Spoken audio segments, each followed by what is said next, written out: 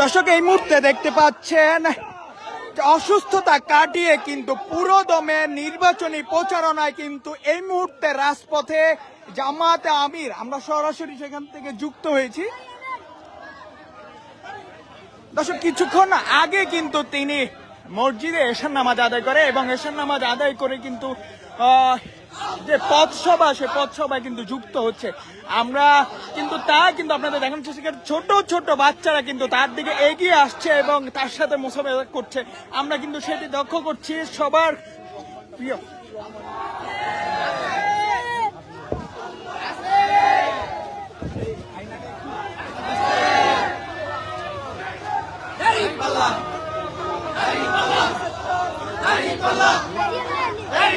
দর্শক দেখতে পাচ্ছেন সাধারণ একটি পথসভা, কিন্তু সাধারণ মানুষের যে আগমন জামায়াতে আমিরকে কিন্তু একবারে ঘিরে রেখেছে বলা চলে। আমরা কিন্তু সেটি আপনাদের সম্পূর্ণ দেখানোর চেষ্টা করছি।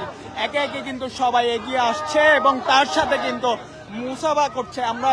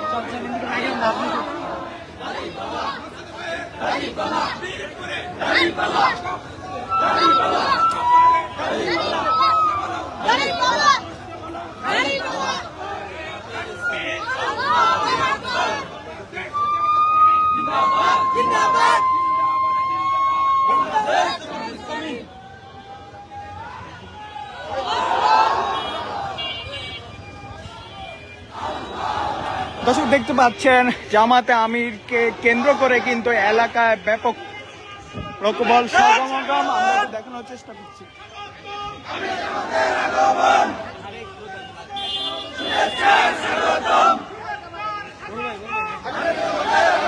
ভাই আপনি অধিক যান, রাস্তা বন্ধ দিয়ে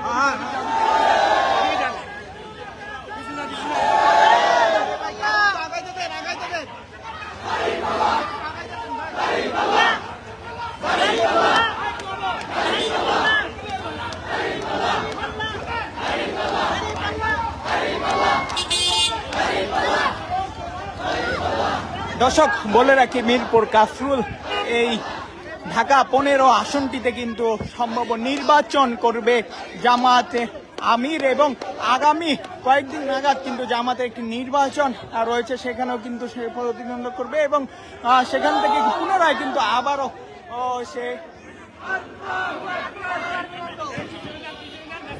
জামায়াতে আমির হতে পারে। দর্শক সেটি কিন্তু আমরা দেখছি। আমরা দেখানোর চেষ্টা করছিলাম মিরপুর 13 নাম্বার, এখানে কিন্তু জামায়াতে আমির একটি গণসংযোগ করছে এবং এর আগে কিন্তু এশার নামাজ আদায় করে মুসলিম লীগের উদ্দেশ্যে বক্তব্য রাখে এবং এখন কিন্তু একটি পথসভা করবে এবং সেই পথসভায় কিন্তু যুক্ত হচ্ছে জামায়াতে আমির। আমরা যে এবং তার গাড়িটি কিন্তু যে এলাকার বাসী রয়েছে তারা কিন্তু উৎফল তার মাধ্যমে কিন্তু তারা এগিয়ে আসছে এবং তার সাথে কিন্তু হাত মিলানোর চেষ্টা করছে।